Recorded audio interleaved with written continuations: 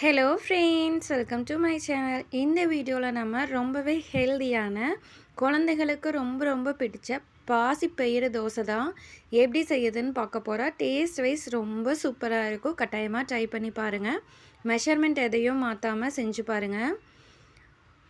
ஒரு பாத்திரத்தில் 1 கப் அளவுக்கு பாசிப்பயிறு எடுத்துக்கோங்க. இதில் அரை கப் அளவுக்கு அரிசி எடுத்துக்கோங்க. எந்த அரிசி வேணாலும் எடுத்துக்கலாம். மெஷர்மெண்ட் எல்லாமே ஒரே கப்பில் அளந்து எடுத்துக்கோங்க. 1/4 கப் அளவுக்கு உளுந்து சேர்த்துக்கோங்க. எல்லாத்தையும் 2-3 தடவை நல்லா வாஷ் பண்ணிவிட்டு 5 மணி நேரம் போல் ஊற வச்சு எடுத்துக்கலாம். பாருங்கள், பாசிப்பயிறு, அரிசி, உளுந்து எல்லாமே நல்லா ஊறி வந்திருக்கு. இந்த தண்ணி நம்ம அரைக்கும் போது யூஸ் பண்ணி அரைச்சிக்கலாம். ஏன்னா நம்ம ஆல்ரெடி வாஷ் பண்ணிட்டு தான் தண்ணி சேர்த்துருப்போம். நம்ம அரைப்போம் இல்லைங்களா, அப்போ கொஞ்சம் கொஞ்சமாக இந்த தண்ணி சேர்த்து மாவை நல்லா நைஸாக அரைச்சி எடுத்துக்கலாம்.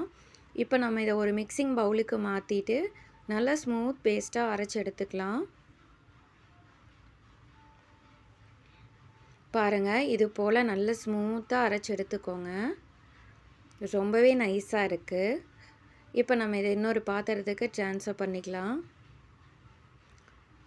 கொஞ்சம் போல் உப்பு சேர்த்துக்கோங்க. தேவையான அளவு உப்பு சேர்த்துட்டு நமக்கு தோசை மாவு கரைப்போம் இல்லைங்களா, அதை விட கொஞ்சம் தண்ணியாட்ட கரைச்சிக்கோங்க.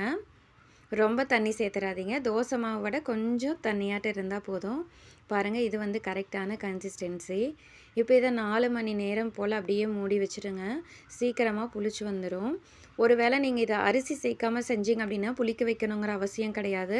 நம்ம அப்படியே தோசை ஊற்றிக்கலாம். நான் அரிசி சேர்த்துருக்கிறங்காட்டி 5 மணி நேரம் புளிக்க வச்சு எடுத்திருக்கேன். மாவு நல்லா பொங்கி வந்திருக்கு பாருங்கள். இப்போ நம்ம இதை மிக்ஸ் பண்ணிவிட்டு தவா காஞ்சதும் தோசை ஊற்றிட்டு லைட்டாக ஆயில் சேர்த்துட்டு மூடி வச்சுருங்க. பாருங்கள், தோசை நல்லா பேப்பர் மாதிரி வருது. ரொம்பவே கிறிஸ்பியாக டேஸ்ட்டாக சூப்பராக இருக்கும். கட்டாயமாக ட்ரை பண்ணி பாருங்கள். குழந்தைகள் எல்லாமே விரும்பி சாப்பிடுவாங்க.